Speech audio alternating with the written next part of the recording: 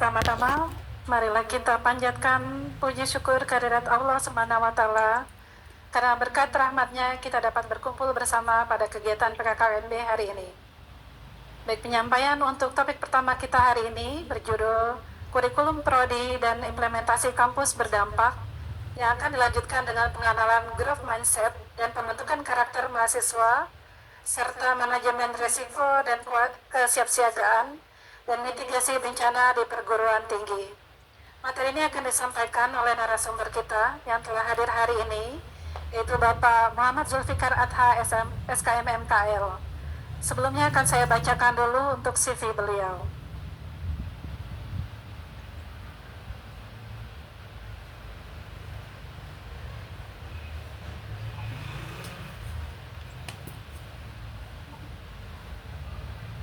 Baik, mohon panitia bisa menampilkan CV dari Bapak Muhammad Zulfikar Adha.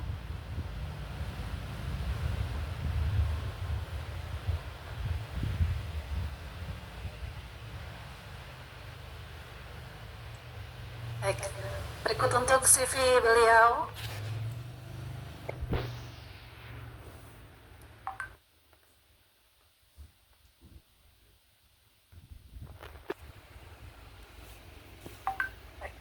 Bapak Muhammad Zulfikar Adha, SKM MKL, merupakan dosen dan juga praktisi di bidang analisis risiko kesehatan lingkungan, dan keselamatan kerja. Beliau lahir di Kendari 12 Juni 1992, beralamat di wilayah Pamulang, Kota Tangerang Selatan. Jika ada yang ingin melakukan korespondensi, bisa melakukan kontak beliau melalui email muhamadzulfikar@yahoo.com. Baik, informasi terkait dengan riwayat pendidikan, beliau mengenyam pendidikan S1 Kesehatan Masyarakat di Peminatan Kesehatan Lingkungan dan Keselamatan Kerja, Fakultas Kesehatan Masyarakat Universitas Haloleo Kendari. Dan dilanjutkan S2 Kesehatan Lingkungan di peminatan yang sama di Fakultas Kesehatan Masyarakat Universitas Erlangga Surabaya. Untuk riwayat pekerjaan yang telah beliau dapatkan di tahun 2017 sampai dengan 2020, bergabung pada Ketua Lembaga Penjaminan Mutu dan dosen di Stikes Karisma Persada, kemudian menjabat sebagai Wakil Ketua 1 Bidang Akademik dan Kerjasama pada Stikes Widadharma Husada Tangerang, dan juga pengendali pelatihan di Lembaga Pelatihan Kesehatan Sasmita Karya Husada, sekaligus sebagai konsultan K3L PT Starlab Indonesia. Baik, beberapa sertifikasi pelatihan yang beliau dapatkan, salah satunya adalah ahli K3 Umur Kemenaker, kemudian beberapa pelatihan ISO dan juga AMDAL A dan B, termasuk auditor SMK 3, K3 RSM Menaker, dan tenaga pelatih kesehatan. Baik, demikian untuk CV beliau. Baik, untuk penyampaian materi akan diberikan waktu kurang lebih 45 menit, yang nanti akan dilanjutkan 15 tanya jawab oleh peserta PKKMB. Jadi mohon kepada seluruh peserta PKKMB agar dapat tetap fokus dan perhatikan secara seksama. Jika nanti akan ada pertanyaan, silakan para peserta bisa menuliskan pada kolom chat dan juga raise hand di akhir materi penyampaian oleh narasumber kita. Baik, kepada Bapak Muhammad Zulfikar Adha, SKM MKL, disilakan waktu dan layar.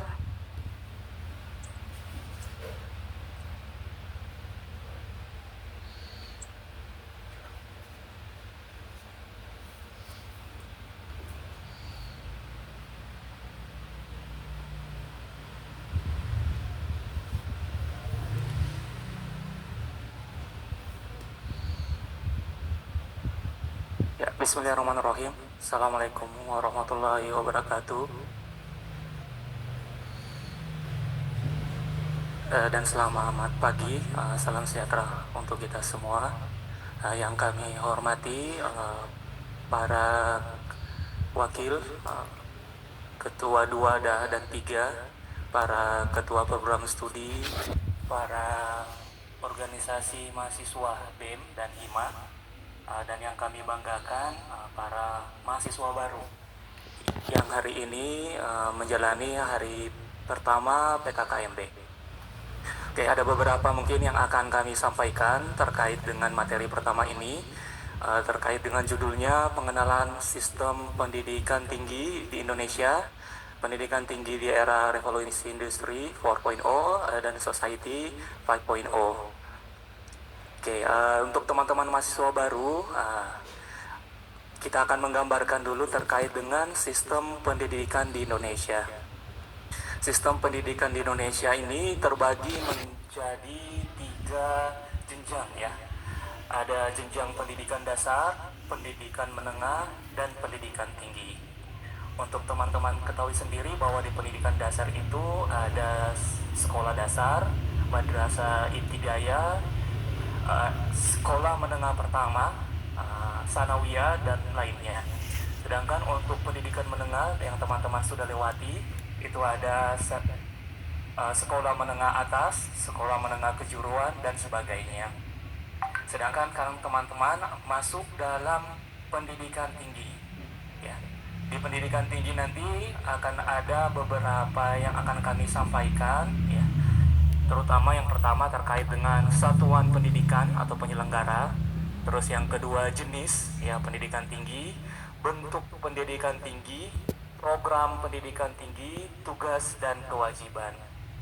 Mengapa teman-teman perlu dijelaskan terkait dengan pendidikan tinggi ini? Supaya nantinya teman-teman mudah beradaptasi dalam kegiatan perkuliahan di pendidikan tinggi. Oke, kita masuk yang pertama dulu. Satuan pendidikan, ya, penyelenggara pendidikan tinggi. Terbagi menjadi 2, ada perguruan tinggi negeri atau kita sebut sebagai PTN, ya.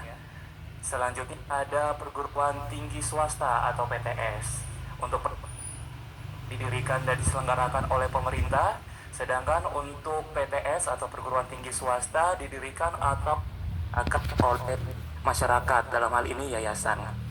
Terkait ya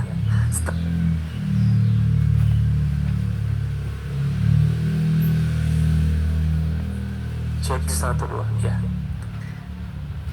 Ya, seperti suaranya terputus ya. Oke, terkait dengan Sekolah Tinggi Ilmu Kesehatan Widya Dharma Husada, kita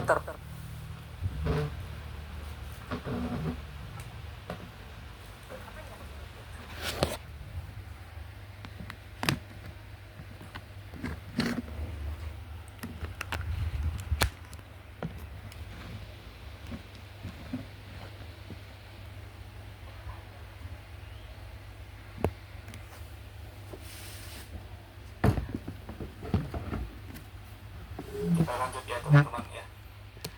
Oke, mohon untuk teman-teman jangan untuk mencoret-coret ya layar kita karena nanti akan mengganggu konsentrasi ya.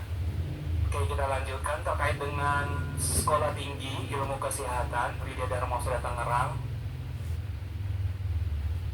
ya, termasuk dalam perguruan tinggi swasta atau PTS ya. Kita bukan PTN, jadi kita PTS karena diselenggarakan dan didirikan oleh masyarakat yayasan. Untuk teman-teman maba sendiri perlu ketahui, yayasan penyelenggara Stikes WDH itu namanya Yayasan Widya Dharma Husada. Ya. Perbedaannya apa? Perbedaannya kalau di Stikes itu Stikes Widya Dharma Husada Tangerang. Ya. Kalau untuk yayasan tidak menggunakan Tangerang ya. Yayasan Widya Dharma Husada. Oke. Jadi nanti silakan dicatat ya. Oke, mohon izin untuk tidak mencoret-coret layar ya.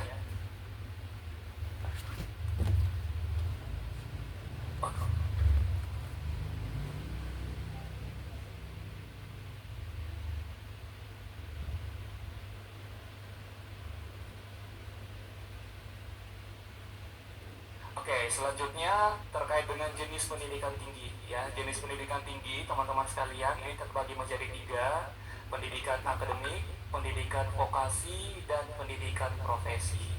Untuk Stikes Widya Dharma Husada Tangerang sendiri itu masuk dalam jenis pendidikan tinggi yaitu pendidikan akademik. Kenapa kita masuk dalam pendidikan akademik? Karena Stikes WDH itu menyelenggarakan program vokasi yaitu Diploma 3, Diploma 3 Kebidanan, D3 Farmasi, dan Diploma 3 Reka Medis dan Informasi Kesehatan. Serta Distrik Swedia juga itu menjalankan pendidikan profesi, yaitu profesi nurse. Jadi untuk jenis pendidikan tinggi untuk Distrik Swedia itu termasuk ke dalam jenis pendidikan akademik ya. Selanjutnya untuk bentuk. Nah, ini biasanya yang paling sering terjadi kekeliruan ya. Ketika teman-teman menuliskan atau menyebutkan sebutan pimpinan perguruan tinggi ya. Untuk bentuk pendidikan tinggi ini terbagi menjadi 6 ya teman-teman sekalian.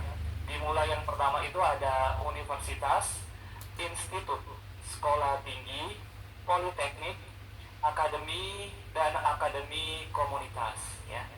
Untuk Stikes WDH itu termasuk dalam sekolah tinggi, kategori atau bentuk pendidikan tinggi yaitu sekolah tinggi. Sekolah tinggi di sini sebutannya untuk pimpinan perguruan tingginya ya, sebutannya ketua ya, bukan rektor. Ya, jadi jangan sampai teman-teman mahasiswa baru ya, ketika menuliskan surat yang ditujukan kepada pimpinan Stikes WDH itu nulisnya rektor. Ya, itu keliru ya. Jadi tulisnya ketua untuk jenjang atau bentuk pendidikan tinggi, sekolah tinggi atau ketua. Sedangkan untuk politeknik, akademi, dan akademi komunitas itu sebutnya direktur. Jadi nanti teman-teman kalau misalnya punya teman yang kuliah di Poltekkes, biasanya politeknik kesehatan, ya memang untuk pimpinan perguruan tingginya disebutnya direktur. Ya, kalau untuk kita di SWDH itu sebutannya ketua. Ya, kalau rektor khusus untuk universitas, misalnya Universitas Pamulang, berarti rektor Universitas Pamulang. Institut Teknologi Bandung, berarti nama rektor ITB, ya bukan ketua institut, bukan. Oke, kita lanjut terkait dengan program pendidikan tinggi. Untuk program pendidikan tinggi ini terbagi menjadi 5 ya teman-teman sekalian. Tapi di sini di Stikes WDH ada 3 program pendidikan tinggi. Yang pertama ada diploma, kedua sarjana, ketiga profesi. Terkait dengan diploma ya, di sini teman-teman nanti akan menjalani masa studi ya. Normalnya 6 semester ya, atau total SKS sistem kredit semester itu jumlahnya 112 ya. Maksimal masa studinya 10 semester.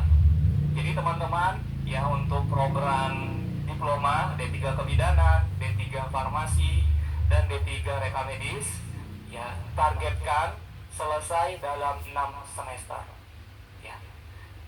Jadi teman-teman nanti ketika dinyatakan lulus tepat waktu, itu berarti selesainya sesuai dengan standar masa studi, yaitu 6 semester untuk diploma. Sedangkan teman-teman nantinya ketika tidak menyelesaikan sampai dengan 10 semester, pastinya nanti akan kami minta untuk teman-teman mengundurkan diri ya. Mungkin teman-teman pernah dengar istilah DO ya di perguruan tinggi. Nah, DO itu ketika mahasiswa yang bersangkutan belum menyelesaikan studinya sesuai dengan maksimal masa studi ya. Jadi jangan sampai lebih dari 10 semester untuk diploma 3. Sedangkan untuk sarjana, normalnya teman-teman bisa menyelesaikan itu 8 semester dengan jumlah SKS 144, maksimal masa studinya 14 semester. Tapi untuk di Stikes WDH, maksimal masa studinya 12 semester. Jadi teman-teman untuk sarjana keperawatan, S1 Farmasi Klinik dan Komunitas, serta S1 Kesehatan Masyarakat, pastikan teman-teman punya target untuk selesai dalam 8 semester, tidak lebih dari 12 semester. Karena nantinya ketika masuk 13 semester atau 14 semester, itu kami minta untuk teman-teman mengundurkan diri. Selanjutnya untuk profesi ya, Profesi diselesaikan normalnya dalam 2 semester, 36 sampai 40 SKS ya. Maksimal masa studinya 6 semester. Untuk di Stikes WDH, profesi yang kita selenggarakan yaitu adalah profesi nurse ya. Nanti teman-teman untuk S1 keperawatan bisa nanti melanjutkan profesi nurse-nya. Begitu juga untuk S1 FKK, minta doa dan dukungannya ya. Mudah-mudahan tahun depan kita bisa menyelenggarakan profesi apoteker atau PSPPA. Ya, untuk diselenggarakan profesi maksimal standarnya 2 semester, maksimal masa studi 6 semester. Tapi di Stikes WDH nanti akan dibatasi hanya sampai dengan 4 semester. Jadi ketika teman-teman tidak lulus dalam 4 semester tadi, kita minta untuk mengundurkan diri. Oke, selanjutnya ada magister dan doktor ya. Untuk di Stikes WDH kita belum menyelenggarakan ya. Oke, terus yang berikutnya tugas kewajiban pendidikan tinggi ya. Apa yang membedakan teman-teman di jenjang pendidikan menengah atau SMA, SMK sederajat dengan pendidikan tinggi? Perbedaannya ada di poin ini. Tugas dan kewajiban pendidikan tinggi. Sebagai mahasiswa, nanti teman-teman akan menyelenggarakan yang kita sebut sebagai tridharma. Yang pertama pendidikan, penelitian, dan pengabdian kepada masyarakat. Untuk pendidikan sendiri, nanti teman-teman akan mengikuti berbagai kegiatan mata kuliah, berbagai kegiatan magang, dan sebagainya. Untuk penelitian, nanti ini akan dilakukan pada saat teman-teman semester akhir, atau yang kita sebut sebagai tugas akhir. Ya, bisa melakukan penelitian pada saat tugas akhir, atau mungkin nantinya bisa menjadi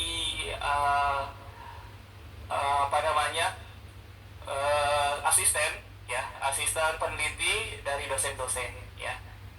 Oke, untuk pengabdian kepada masyarakat sendiri, ini teman-teman nanti bisa melakukannya bersama dengan organisasi mahasiswa. Biasanya Ormawa, entah itu BEM atau HIMA ataupun UKM, itu melakukan kegiatan pengabdian kepada masyarakat. Oke, bagaimana pendidikan tinggi di era revolusi industri 4.0 dan society 5.0 ya. Ini tadi sudah sempat disinggung Prof. Brian ya, terkait dengan pembelajaran di pendidikan tinggi ya. Kiat sukses belajarnya bagaimana? Melaksanakan tridharma tadi, pendidikan, penelitian, pengabdian kepada masyarakat, plus dengan teman-teman memiliki 21 century skills ya, dimana skill yang harus teman-teman punyai itu 6 plus 3, 6 kemampuan atau kompetensi ya. Ada berpikir kritis, komunikasi, empati dan bertanggung jawab, logis komputasional, berpikir kreatif dan kolaborasi, serta memiliki skills 3 literasi baru ya. Ada literasi data, teknologi, manusia.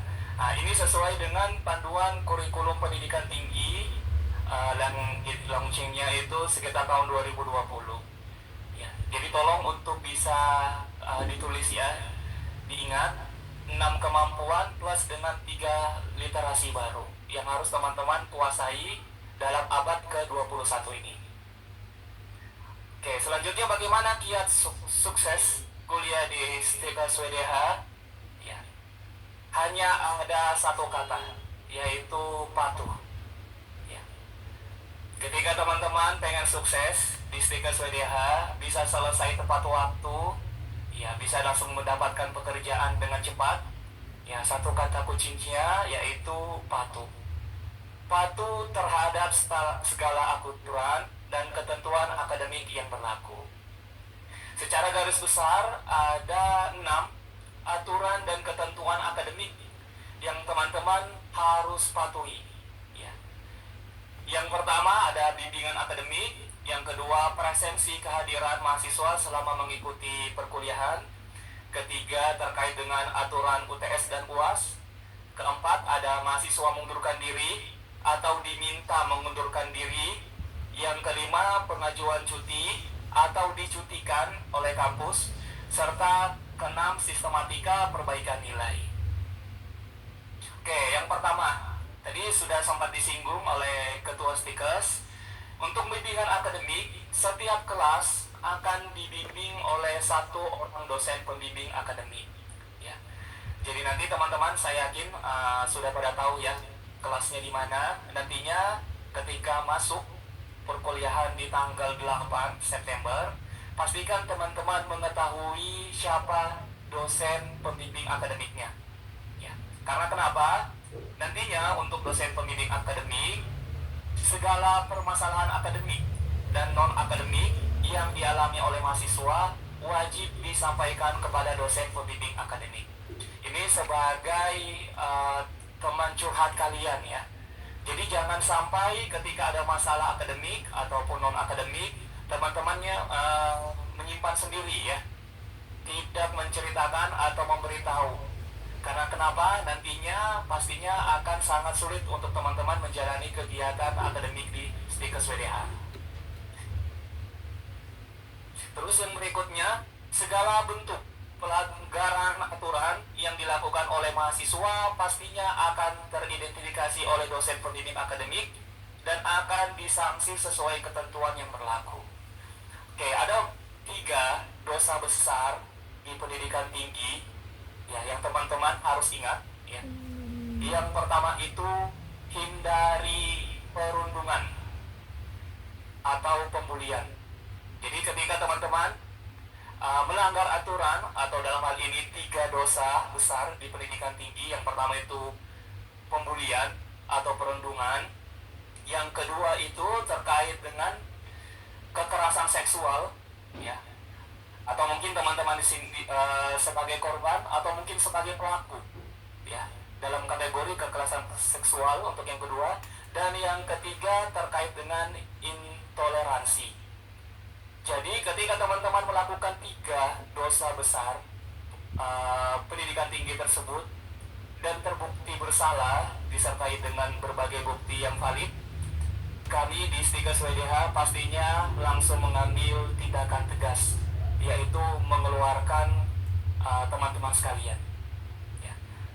Jadi tolong diingat ada 3 besar dosa besar perguruan tinggi. Yang pertama itu pembulian, karena saya yakin ya biasanya ada mahasiswa yang merasa lebih dibandingkan teman-teman yang lain, jadi dia punya power untuk membunuh teman-temannya. Biasanya itu terjadi di kelas. Ya, kami ingatkan dengan sangat keras ketika itu terjadi dan kalian terdapat bukti yang valid, ya, bukti yang menjelaskan bahwa memang pelaku, ya kami tidak segan-segan untuk mengeluarkan. Itu yang pertama pembulian. Yang kedua terkait dengan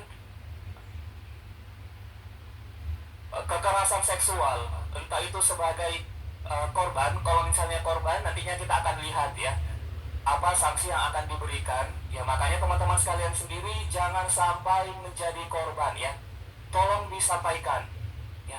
Ketika ada teman-teman merasa ketemu, mohon maaf, dengan oknum senior kalian yang melakukan tindakan kekerasan seksual, langsung disampaikan kepada kami ya, jangan dibiarkan ya.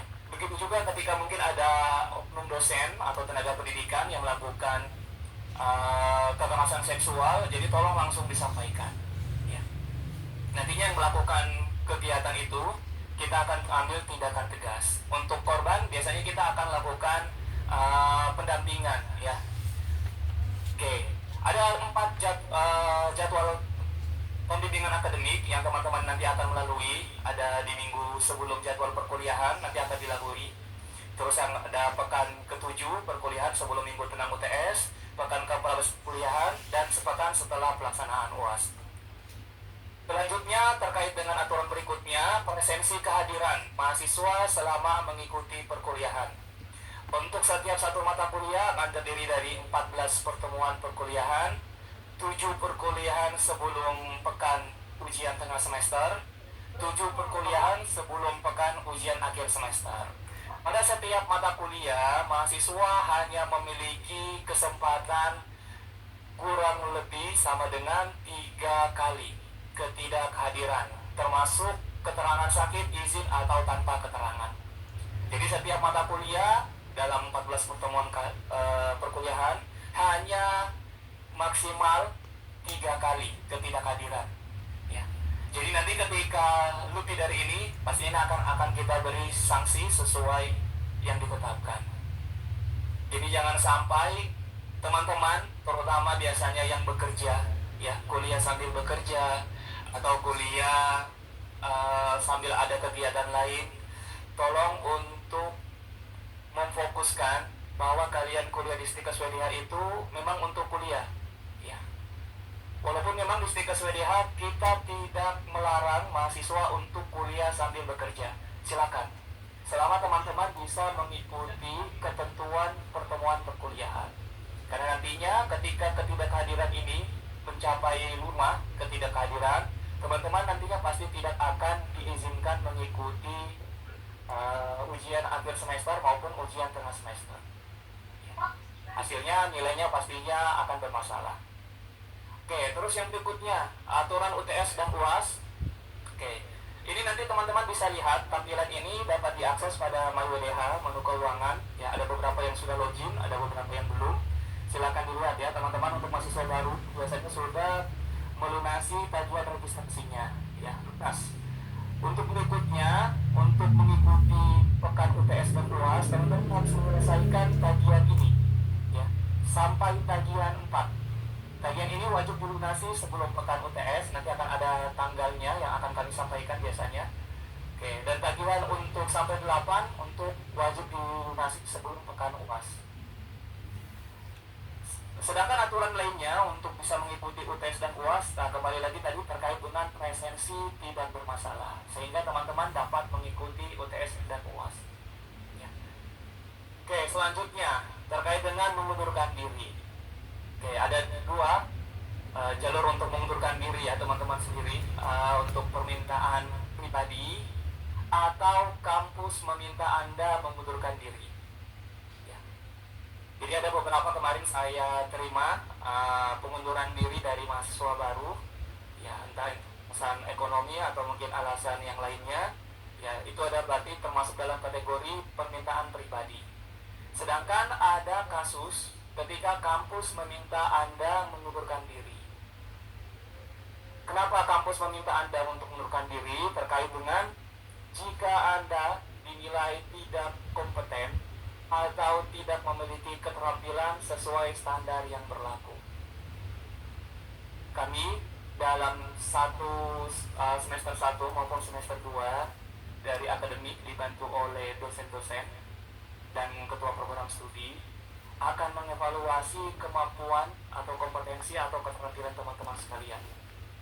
Saya yakin kemarin ada beberapa pada saat kegiatan penerimaan mahasiswa baru, teman-teman ada yang bukan basicnya ya, dari kesehatan, ada yang basicnya IPA, basicnya IPS maupun yang lainnya. Jadi tolong untuk bisa menyesuaikan ya. Jadi kalau misalnya program studi yang Anda pilih adalah minat Anda sendiri, jadi tolong untuk bisa kompeten ya, atau terampil. Karena nantinya ketika kita evaluasi semester 1, semester 2, Anda dinilai tidak cukup kompeten atau bahkan tidak kompeten sama sekali, atau tidak memiliki keterampilan sesuai standar, misalnya untuk program studi S1 keperawatan, kami nantinya akan meminta Anda untuk mengundurkan diri. Oke, jadi tolong untuk diingat ya. Oke, untuk berikutnya, untuk poin kelima, pengajuan cuti. Ya, cuti hanya dapat dilakukan ketika semester 3 ke atas. Semester 1 dan 2, teman-teman tidak bisa mengajukan cuti. Hanya ada apa pilihan ketika semester 1 dan 2? Hanya ada pilihan mengundurkan diri. Ya. Cuti hanya kita bisa fasilitasi ketika teman-teman sudah semester 3 ke atas. Ada 2 jalur, yang pertama adalah permintaan pribadi yang bersangkutan ya, atau kampus mencutikan Anda.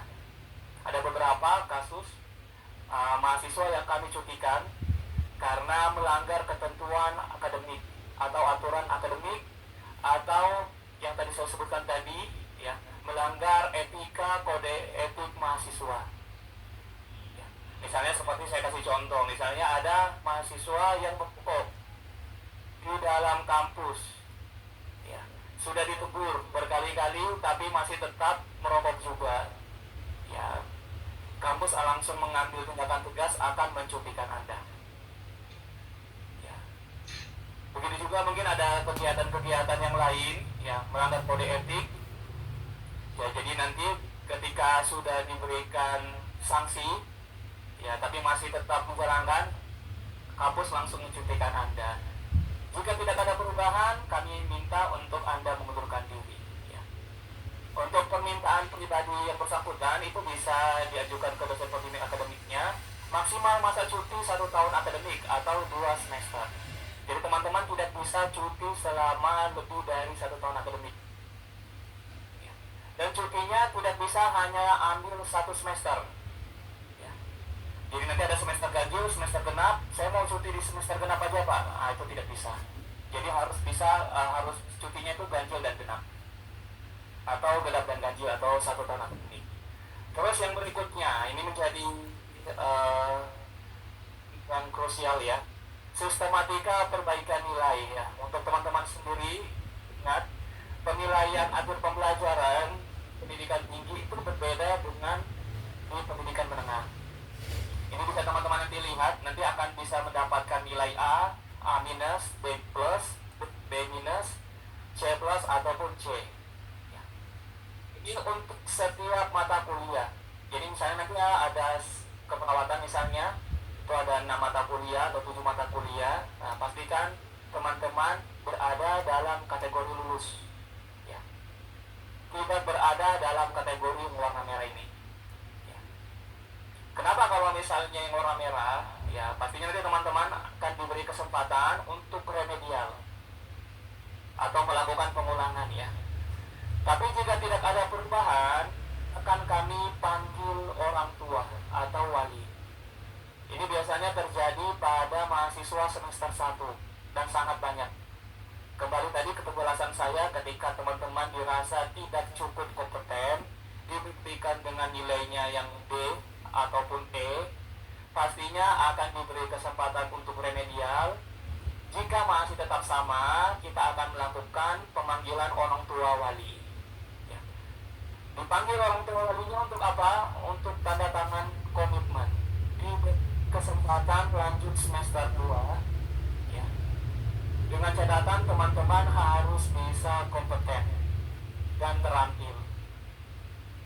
Tapi jika tidak ada perubahan pada semester 2, kami minta untuk Anda mengundurkan diri. Ya. Ini sudah sangat jelas ya teman-teman sekalian. Jadi walaupun di Stikes WBH kemarin mungkin seleksinya kurang biasa ketat ya untuk masuk, nggak seperti di perguruan tinggi negeri. Tapi ketika teman-teman sudah masuk ke dalam kampus ini, ya, pastikan teman-teman kompeten ya, dan terampil. Jangan takut, ya nantinya akan ada dosen pembimbing akademik tadi yang akan mendampingi teman-teman bagaimana mencari strategi untuk belajar yang baik dan benar.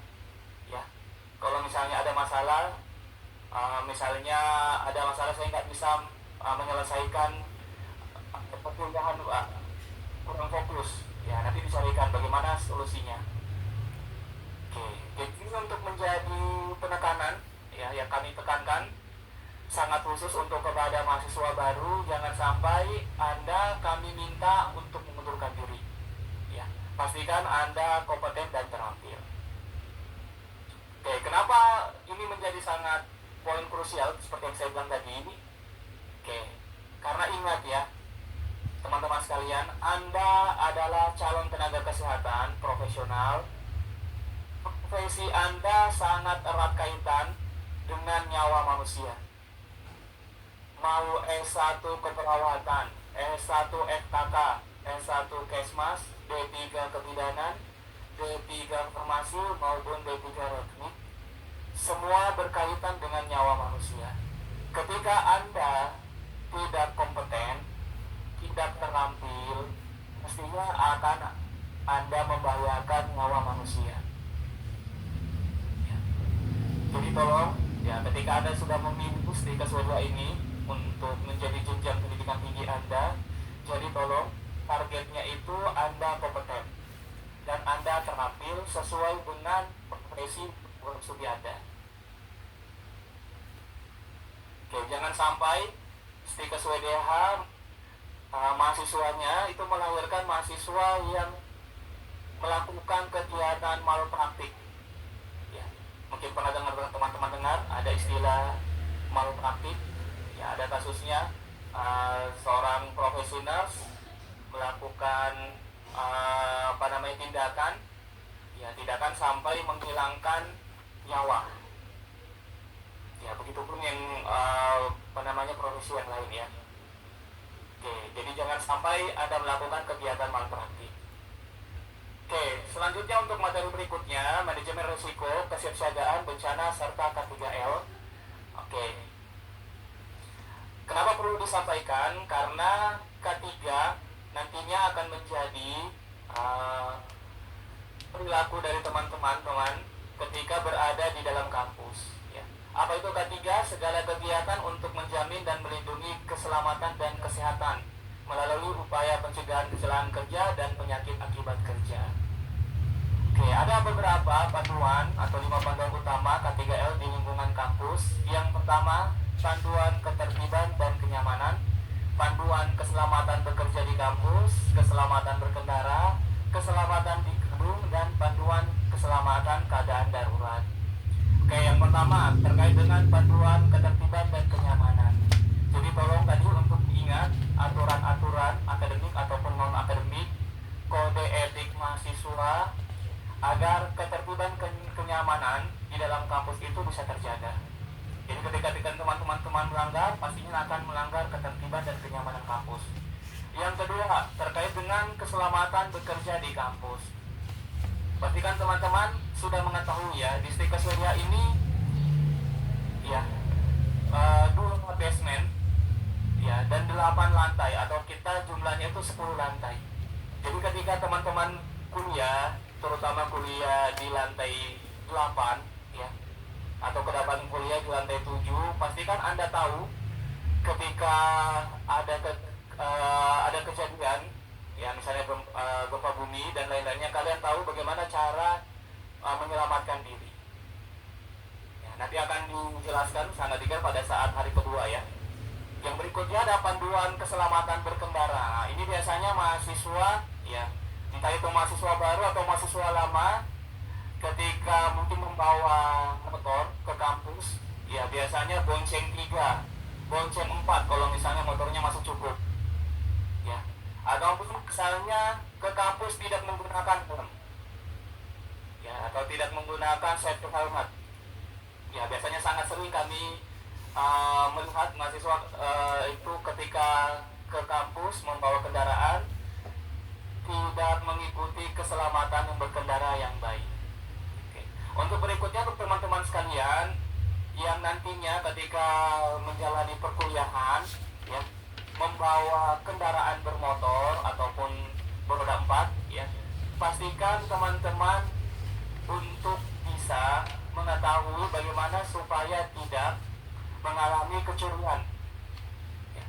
Kami sering mendapat laporan, terutama mahasiswa baru ya, hanya yang kehilangan kendaraan bermotornya ya. Untungnya tahun lalu itu nggak ada kasusnya, 2 tahun lalu itu ada ya. Ada mahasiswa baru yang melapor di kosannya ada yang merampok kendaraan bermotornya ya. Biasanya karena teman-teman sendiri ya memang kurang familiar ya dengan sekitaran kampus ya, jadi tolong untuk selalu waspada.